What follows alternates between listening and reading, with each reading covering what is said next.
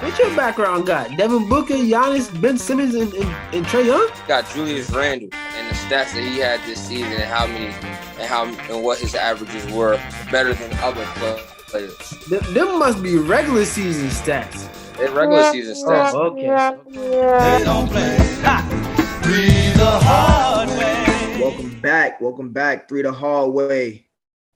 Tariq Rashad, married man Rob / bachelors in arts and science. And seems to be true to him, true to the squad, going down with his ship, John Hunter. What's your background got? Devin Booker, Giannis, Ben Simmons, and Trae Young? Got Julius Randle and the stats that he had this season and what his averages were better than other players. Them must be regular season stats. They're regular season stats. Oh, okay. I don't got their regular season stats, John. I'm gonna take my shot now. Right. All four of those guys are still in the playoffs. Playoffs? Don't talk about it. Playoffs? You kidding me? And that's when it matters most. But outside of John's New York Knicks, there were three other teams eliminated from the playoffs in the Eastern Conference. We got three gentlemen sweeps and an old-fashioned 4-0 sweep going down in the Eastern Conference. The remaining teams now are the Milwaukee Bucks, the Philadelphia 76ers, the Brooklyn Nets, and the Atlanta Hawks, who beat John's New York Knicks. What was the most impressive series win in that Eastern Conference? I'm gonna let the sad Knick fan go first. Not a sad day over here in New York City. It's not. Like, first and foremost, to talk about my Knicks, who wasn't even supposed to be here in the first place. Beginning of this season, Rob, you and Ty were both laughing. The Knicks are going to make the playoffs. They're not a playoff team, and we overachieved. So with that being said, the Knicks overachieved this season. Us making the playoffs is amazing. This is going to be the foundation of where we're going to next. I believe in Leon Rose. I believe in Worldwide West. I believe in Sean Thibodeau. I believe that we have a good foundation. You have solid players in Julius Randle. You have a solid player in Derrick Rose. Did Julius Randle live up to his expectation in the postseason? No, he definitely dropped the ball. He didn't show up, but he did give it his heart. He gave it his all. And that's all we can ask for as New Yorkers, as Knicks fans who haven't made the playoffs in 8 years and weren't supposed to be here. So with that being said, I tip my hat on to the Knicks. I appreciate everything that they've done. This season has been a roller coaster ride. We overachieved and got to the 4th seed. Listen, man, this is a successful season to us. All right, man, I'm tired of this Knick rant. The question was, who's the most impressive team? Not are you happy about the Knicks? Not being impressive. The most. I mean, Jeez. Everybody has entitled to their wrong opinions, including Rob and Top. So with that being said, I got the Milwaukee Bucks, man. They're the most impressive team this round, sweeping the team that beat them 4-1 last year, dominating them on both ends of the court, making the players who had the most impact seem so insignificant. You had Tyler Hiller last year, who was averaging 16 points in the playoffs, and he only got 9 points this game. What happened to him? What happened to Duncan Robinson? You get Trevor Ariza and you get Andre Iguodala, who are supposed to be those core guys to make the ship run and make it smooth, and they wind up being non-factors. You take away Bam Adebayo's strength, and he wound up being ineffective this season, this playoff, and Jimmy Butler. So it was just a total dismantling of the Miami Heat. Miami has a lot to think about coming to this offseason. Duncan Robinson is a free agent. Would they re-sign him? You got Victor Oladipo, who's now going to surgery, and he might not be ready start at the start of the next season. You have that to think about. So, yeah, Milwaukee Bucks, man. To say about your Knicks, real quick, just to digress a little bit. I didn't expect them to make the playoffs. I hear you singing two different tunes because I feel like all the Knicks fans expect them to make the playoffs, and they've been in the playoff hunt the whole season. I guess overachieving being a home seed in the top 4 seeds, but making the playoffs was something that you guys expected. I also think the Knicks as a franchise at some point during the season expected to be good when Derrick Rose comes out and says that he wants to go somewhere where he can compete, where he can play to win, and the Knicks pick him up a few weeks later. Make a trade to bring Derrick Rose back to New York, and we all remember how it ended in New York previously. So they don't make moves like that if they weren't trying to win this year. Reggie Bullock, Derrick Rose, I believe Nerlens Noel. There's a few other players that contracts are up this year. The Knicks are not going to look the exact same next year. So again, I'm under the impression that the Knicks wanted to go as far as they could this year. When it comes to a most impressive playoff win, definitely Milwaukee to me. I think Milwaukee proved that they are. This is the most ready team. This is the team that out of the last 3 to 4 years when they would one seed and Giannis is winning MVPs. This is the first team that I'm like, yeah, this is the championship contending team. Previous years I didn't feel that way. I think Chris Middleton has stepped up. Big apologies to Drew Holiday. I definitely underestimated him this season and his impact in the game. And Giannis was Giannis. And next round, they're gonna need all of that against the Brooklyn Nets. However, I think the most impressive playoff victory and more or less for what it means moving forward outside of Milwaukee would be Philly over Washington. And not because Washington's a great team. Shout out to my boy Russell Westbrook, Bradley Beal. Not because Washington's a great team, but because of the way that Philly beat them, the way that their starters were able to gain confidence. Seth Curry, Tobias Harris, Tyrese Maxey got really quality minutes, and most of them shot, the whole starting five shot over 50% for the series. So them building that confidence with Joel Embiid going down and then still beating Washington the next game without the first game full planning to not have Joel Embiid, they still put up 120 points. So Philly has way better momentum. I think they have a really good momentum going into the next round. They are the favorites against Atlanta, but I think Philly, the way that they won that series, the way that everybody got off without Ben Simmons and Dwight Howard and Joel Embiid having to be the biggest impacts is what made Philly's playoff successful first round. Yeah, man. I mean, Ty, I'm gonna call an audible and do a Peyton Manning. I see a cover too, so I gotta do a hot route real quick. Next is trash. I'm gonna say that first and foremost. Julius Randle played the worst playoffs we have ever seen statistically from a player ever. I'm just going to put that out there. We ain't talking about no trash players who, play 5 minutes a night, all types of. We talk about players who actually legit play, who shoot the shots, who play a bunch of minutes, and all this type of stuff. Not to mention that, like I said earlier in the season, that Julius Randle gets a bunch of time when a game and a bunch of stats when a game was already settled. I saw times in this series when Julius Randle was out there with 4 minutes to go and it was down by 30. Or, sorry, let me take that back. It wasn't down by 30. It would be like 2 minutes to go in the game down by 15. Game is already over. Julius Randle still trying his heart out. So I ain't trying to hit none of this. The Knicks overachieved. You said the Knicks is going to win. They didn't meet those expectations. Then they lost in 5 in the Garden. That's number one. Number two, my most impressive team. It's definitely the Milwaukee Bucks, man. Just having that redemption story against the Miami Heat, the team that really took their heart away. There was a lot of rumors that Giannis was going to be joining them last offseason because of how well Miami played against them. Drew Holiday is a difference maker, bro. His ability to put the Milwaukee Bucks in their natural positions is definitely something to be said. He had one game, he had 15 assists, and you take out Eric Bledsoe and you put in Eric Bledsoe, you put in Drew Holiday, and it's a completely different dynamic, just offensively and defensively. You can't play 4-on-5 against Drew Holiday.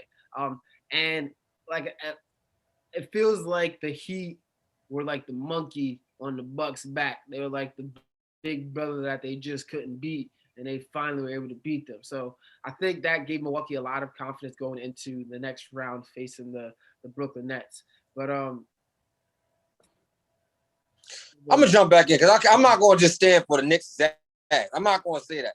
First and I foremost, said Knicks is proving, ass. I said you're Knicks is trash. proving my point. The fact that you said the Knicks is trash and you look at the roster that they had, and I'm by no means am degrading any of the players that are playing for New York Knicks. Like all of those guys that's in the league deserve to be in the league. But if you look at elite talent and you look at the Knicks roster and you look at them being a 4th seed in the Eastern Conference, they're not supposed to be there. So with that being said, like I said before, you're proving my point. We John, can I ask you a question? overachieved. The Knicks Can I ask you a question? overachieved. Can I ask you a question? It's going to be way better. Can I Next ask year's you a way question? Can I better. ask you a question? Can I ask you a question? See about that. How many conferences are there in the NBA? There's 2 conferences. And who would you say is the stronger conference? I'm not talking about what No. conference. Answer the question. The Western Conference is a stronger conference. So what is this 4th seed in the Eastern Conference? If they was in the West, they would be 8th seed. They're not West. Like I said last show, if we all be drunk. Ain't no ifs in this, right? We talking about straight facts. Don't They come to me literally have the Come to same me exact with record facts. as the 7th Come seed to in me the with West. facts, right, man. They literally have the same exact record, and they played a weaker schedule. So this whole 4th seed in the Eastern Conference, like that don't mean nothing. It does mean something for a team that was. It It does mean something as a team that was in a lottery last year. That means a lot to be 41 and 31. So the Suns. What about the Suns, who was in a lottery last year? And Speaking of the Suns, let's move over to the Western Conference. Actually, Yeah, the Suns about to whoop your Lakers. Let's talk about the Suns and how Lakers got sunburned last game by 30 piece.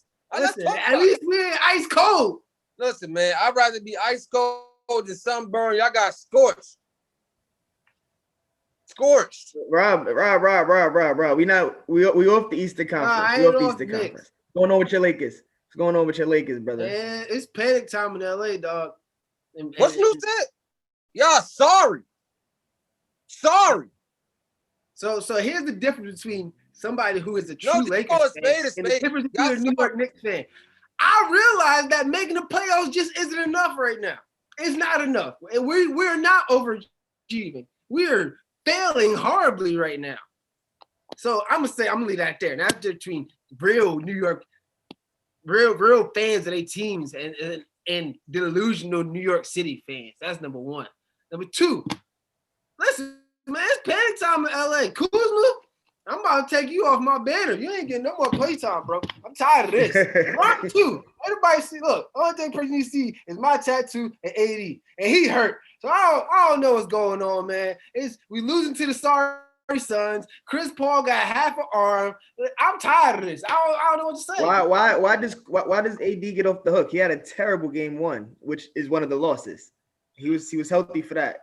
Listen, I said it earlier in the season. I said it earlier on air. I believe that Anthony Davis has always been more hurt than they have led us on to believe. So him going out there and playing, he ain't got no excuse either. But at the end of the day, the man not even on the court.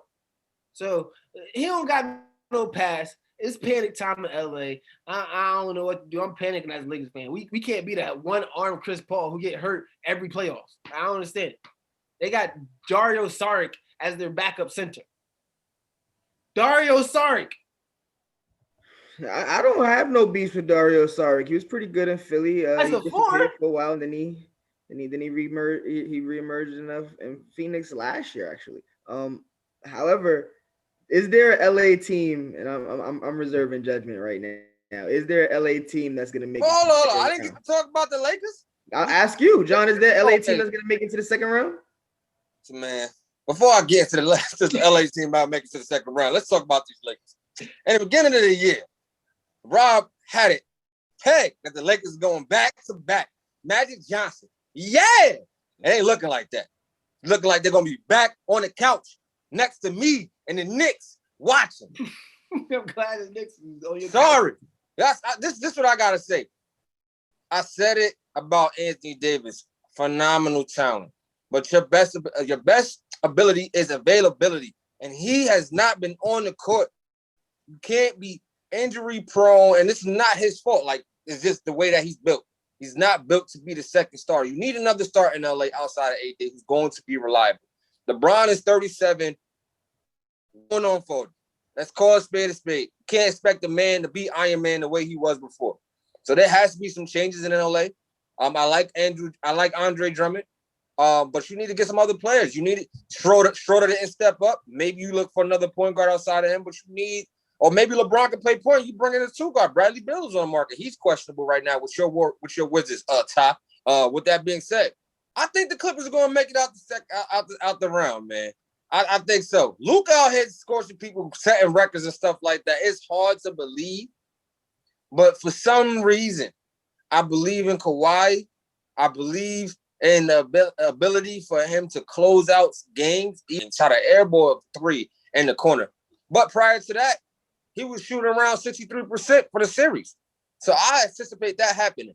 I believe more in the Clippers defense than I believe in the Mavericks defense. Luka I think that's the deciding factor.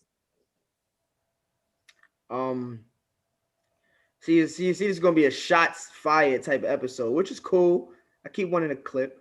You compared you mentioned you brought up Bradley Beal coming over to the Lakers, which would be a great fit for the Lakers. Then you mentioned my Wizards solely off of Russell Westbrook, and I want to make a comparison really quickly with LeBron and Russell Westbrook. LeBron's by himself in a sense, right? And although there was Bradley Beal, there's Bradley Beal and Russell Westbrook, a two-person team playing against probably, if you take those two guys off the roster, the Philadelphia roster is 10 times better than Washington's roster. I think if you took LeBron and AD off of the Lakers roster, I would take Phoenix's roster. And big shout out to Cameron Payne. He has not let up at all. He's been balling all the way through. What bothers me about LeBron, and I know he's 35, and I know he's on the back end of his career, and I know he's coming off of an ankle injury that is a very, very serious injury. But 19 shots ain't gonna do it. 19 shots ain't gonna do it. You are arguably one of the best scorers of all time. Not only are you the best passer, one of the best passers or facilitators or game managers of all time, but you're also arguably a top 5 scorer of all time. Bro, you got to put the ball in the basket. Right now is when we needed to see a 40-point LeBron James game. That was supposed to be game 5, not game 6 when I'm sorry to say it, but Chris Paul is he's a monster, and I expect him to have his team ready to go for LeBron's 40, 50-point game. But LeBron was supposed to have one. And even if he shot a bad percentage, I bought a Russell Westbrook because he shot 3 for 19 in the one game that they did win. He also had 21 rebounds and 14 assists. And he also hit 10 free throws. That means he was getting to the free throw line. Goddamn it, LeBron, you got to get to the free throw line too. You have to enforce. That's what's been missing for me with this Laker team this playoffs. And that's what I'm scared of when it comes to picking LeBron and not voting against LeBron, which I have not done yet. I still got LeBron all the way through until he loses. But he hasn't taken over. He's made some really good passes. He's hit some shots down the stretch, but he hasn't taken over a game. And that bothers me because I'm starting to feel like he doesn't have that in him right now.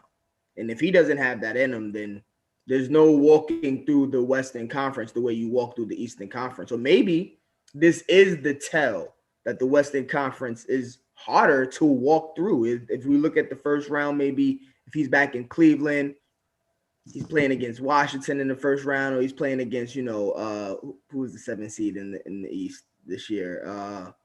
Who the Nets just beat? He's playing against Boston, and they don't have true defenders. He can really enforce his will. This is not the case right now. He's done it in the East.